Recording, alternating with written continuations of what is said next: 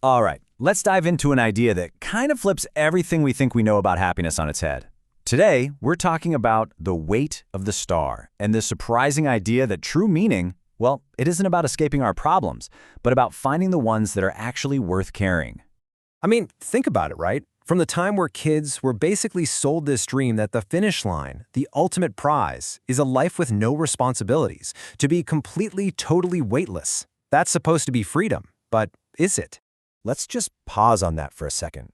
What if that whole idea, that chase for a life with no burdens, what if that's actually the thing that's making us feel so lost and anxious? What if we've been chasing the wrong goal this entire time? And that brings us to what you could call the paradox of weightlessness. It turns out the very freedom we're all striving for might have a really high price, a hidden cost that we don't see coming. Let's take a closer look at what that actually feels like. You know, this isn't the kind of tired you feel after a hard day's work. No, this is something totally different. It's that deep, hollow ache you get when you have nothing pushing you forward. It's the exhaustion of being adrift, without a map or a destination, and it's absolutely draining. So what happens when we're in that weightless state? Well, without a real why to ground us, we can kind of start to disappear, even to ourselves. Suddenly, the smallest little problem feels like a catastrophe, like a huge storm. And we just drift. We drift towards distractions and quick fixes that never, ever really fill us up. And this, right here, this is the heart of it all. Real lasting peace doesn't come from dropping all your burdens. It comes when you finally find a purpose that makes the struggle, the effort, the walk feel completely worth it. That's where genuine stability comes from. Okay, so to really get our heads around this, the source material gives us this incredible metaphor that totally reframes how we think about all this. It's called the stone and the star. So let's break this down. The star, that's your big, beautiful why. It's your highest value, like justice or creativity or community. It's that gorgeous guiding light up in the sky, but it's also kind of distant and abstract, right?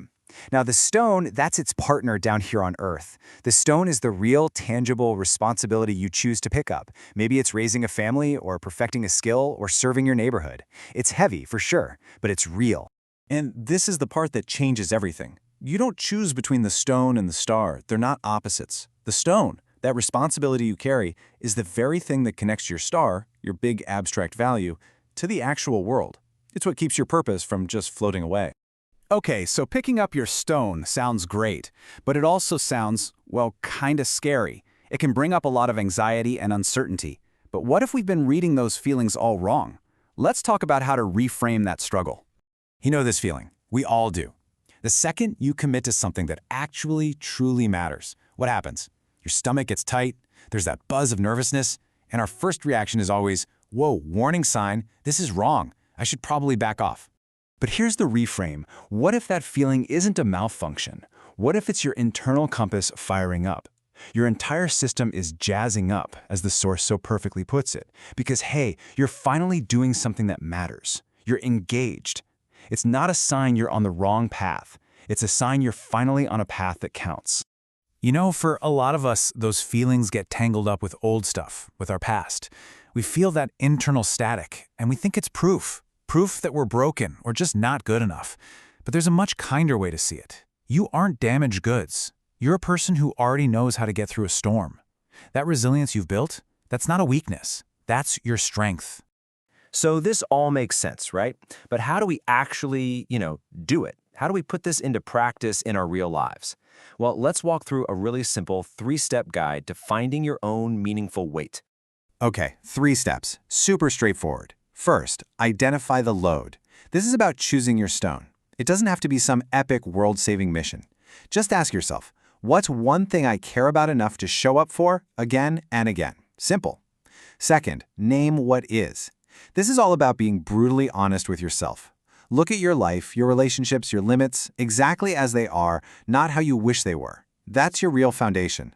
And finally, number 3, let go. This one's huge. You have to learn the difference between the weight that is yours to carry and the weight that isn't, like what other people think or outcomes you just can't control.